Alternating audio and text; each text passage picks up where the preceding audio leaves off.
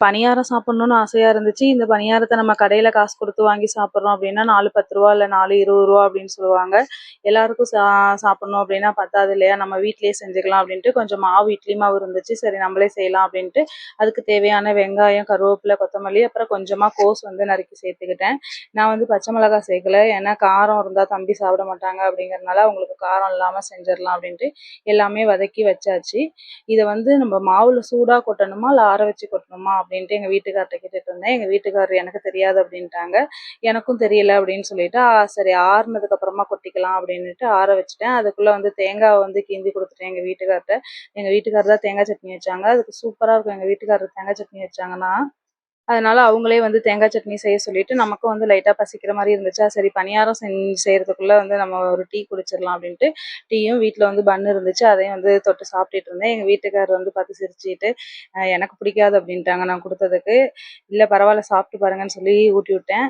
அவங்க சாப்பிட்டதுக்கு அப்புறமா எனக்கு பிடிக்கவே இல்லை, நல்லாவே இல்லை அப்படின்ட்டாங்க. இருந்தாலும் வந்து எனக்கு ரொம்ப பிடிக்கும் இந்த டீயில் வந்து பன்னு வதக்கி ப்ரெட் இதெல்லாம் வந்து நினச்சி சாப்பிட்றது. அதுக்கப்புறமா சாப்பிட்டு முடிச்சதுக்கப்புறமா மாவில் வந்து அந்த வதக்கி வச்சுருந்தது எல்லாத்தையும் கொட்டி பணியாரம் வந்து ஊற்ற ஆரம்பிச்சிட்டேன். முன்னாடியெல்லாம் வந்து பணியாரம் ஊற்றணுன்னா ரொம்ப கஷ்டமாக இருக்கும். ஏன்னா பணியாரம் ஊற்ற தெரியும், ஆனால் திருப்ப தெரியாது. திருப்புனா வந்து அது ஒரு மாதிரி கொல கொலன்னு இதாயிரும். இப்போ வந்து அழகாக திருப்புறேன்னா அதனால எனக்கே ஒரு ஆச்சரியம் ஆயிடுச்சு, நம்ம சூப்பராக நல்லா திருப்புறோமே அப்படின்னுட்டு.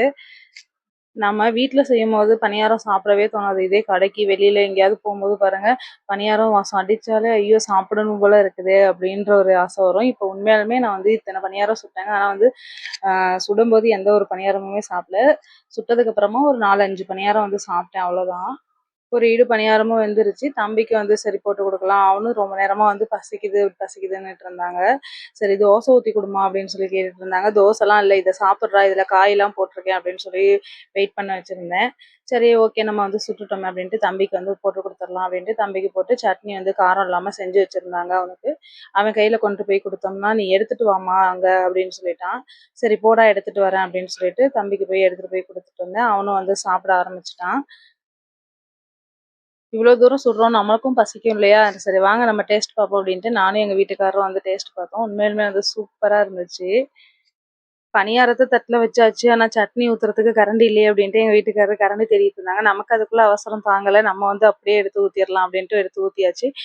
அவங்களும் சரி இப்போ அதுக்கப்புறம் எதுக்கு கரண்டி அப்படின்ட்டு அவங்களும் வந்து என்னோட வந்து ஷேர் பண்ணி தொட்டு சாப்பிட ஆரம்பிச்சாங்க. சூப்பராக இருந்துச்சு அப்படின்னாங்க. உண்மையிலுமே அவங்க செஞ்ச சட்னியும் சூப்பராக இருந்துச்சு. இதே போல் நெக்ஸ்ட் வீடியோவில் பார்ப்போம். பாய்.